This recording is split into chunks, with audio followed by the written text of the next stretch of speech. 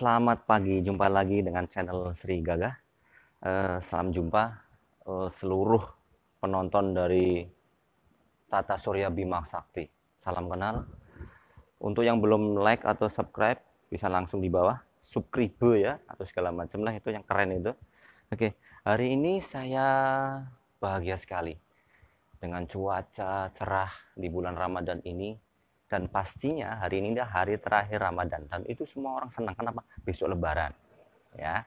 Oke, sebelum saya menjelaskan ini, saya ingin mengiklankan sesuatu nih punya teman saya. Nah, ini adalah bentuk ID card yang saya pesan khusus di Hanyar ID.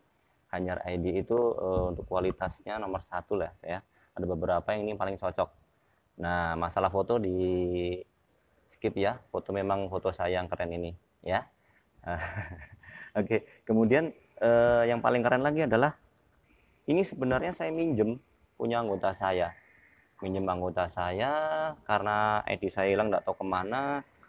Jadi saran-saran untuk beberapa leader, kalau bisa nih, kalau mengeprintkan ID card-nya anggota. Nih misalnya anggota saya namanya Pak Yulionyo. Nah, kalau bisa di belakangnya biar dia selalu ingat dengan saya printkan. Keren kan? Ini fungsinya banyak. Pertama, ngawasin sampai di rumah.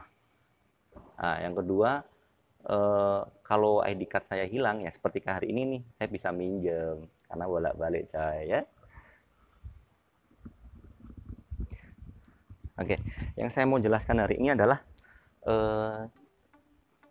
sebelum berkendara jarak jauh, apalagi kan ini besok sudah Lebaran, mungkin hari ini sudah persiapan untuk mengemudi, untuk mendatangi silaturahmi, karena mudik mungkin sudah dilarang atau diperbolehkan ya, monggo. Yang penting saya ngasih tips, beberapa tips yang insya Allah sangat bermanfaat. Nah, tips pertama sebenarnya untuk safety driving dalam mengemudi, pertama adalah pada saat setelah diparkir ataupun pada saat mau menjalankan mobil, saran saya adalah sebelum masuk kabin mobil, usahakan biasakan kita memutari mobil dulu. Kita lihat sisi depan kanan ada apa, kemudian sisi depan kiri ada apa, sampai di sisi belakang kiri. Kenapa kita lakukan ini? Sebenarnya di rumah kita pun, dimanapun kita berada, mungkin kita sudah biasa, tapi ada beberapa hal yang mungkin ada perubahan letak.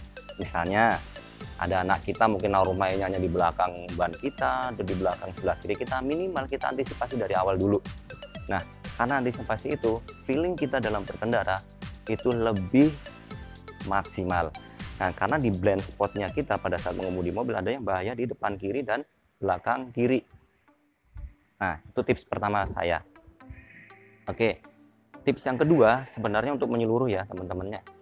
Tips yang kedua yang saya maksudkan adalah pada saat sebelum berkendara minimal jarak tempuhnya jauh, yang harus diingat ada 5 faktor.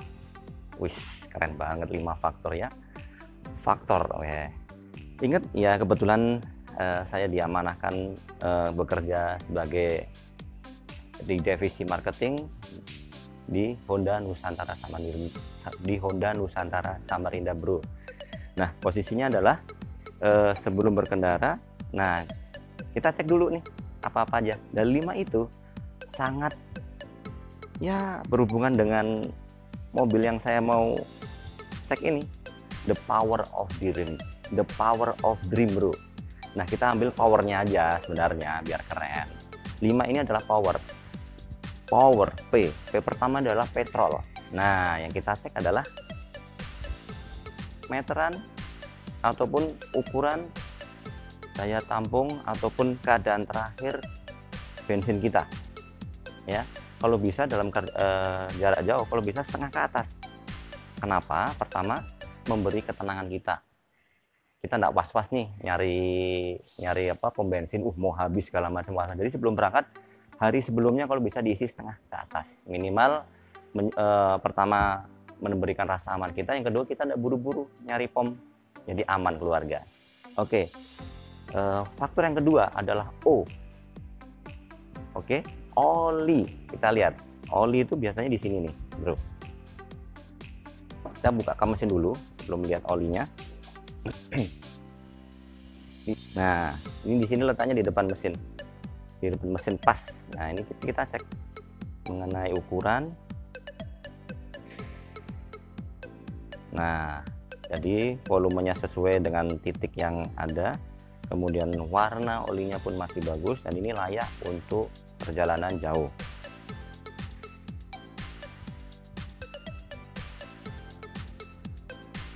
Oli mesin, kemudian minyak rem itu harus dicek juga keadaannya. Siapa tahu sering penggunaan segala macam, nilai ataupun berkurang ataupun ada segala macamnya, pastikan dicek, jangan sampai kurang, karena ini perjalanan jauh. Pastikan semuanya lancar ya, di antara maksimal dan minimal. Oke. Faktor yang ketiga adalah power, water, berarti berhubungan mengenai air. Nah, air di sini yang saya maksud adalah air wiper, bro. Kebanyakan orang-orang lupa nih, buru-buru dia lupa menggunakan mengisi air wipernya. Saran saya, isi dulu sebelum berangkat, cek dulu sebelum berangkat, biar memberikan rasa aman pada saat mengendarai. Untuk air yang kedua adalah air radiator. Radiatornya harus dicek juga.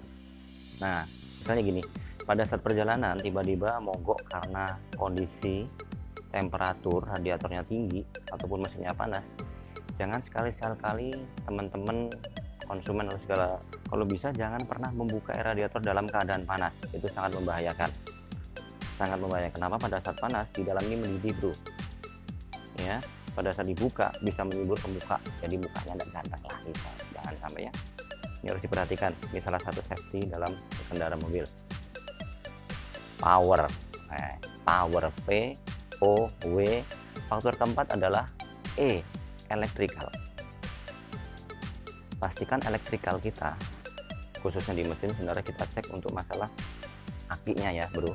Akinya cek ada korosi enggak di positif dan negatifnya, minimal itu. Yang kedua, letaknya jangan sampai salah. Siapa tahu pernah dipasang atau segala macam, lupa pengencangan, dikencengin.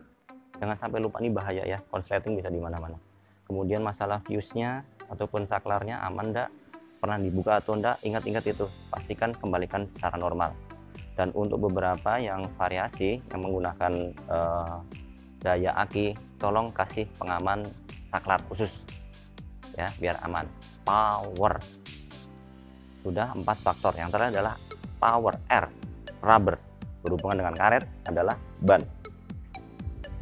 Di ban ini yang sering harus dicek adalah tekanan ban pertama.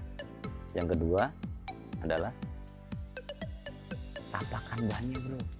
Kebanyakan orang nih lupa nih, buru-buru segala macam, lupa bahwa masa periodenya atau masa grace periodnya, lupa masa expirednya juga harus diganti. Pertama, kalau masih tebal harus dilihat dulu masa expirednya. Ban ada expirednya 5 tahun, tidak salah. Dan kedua adalah tapakannya, ada di sini namanya segitiga. Nah, segitiga ini kelihatan ini memang saya juga harus mengasih tahu ke teman-teman, ke pelanggan, ke konsumen, ini fungsinya pada saat hilang, berarti ini tanda bahwa ini harus cepat diganti. Karena ini bahaya sekali pada saat teman-teman mau menerjang genangan air, ya, dan loss control slip adanya di sini. Jadi dia tidak bisa napak, tidak bisa buang air yang di genangan air tersebut. Ya.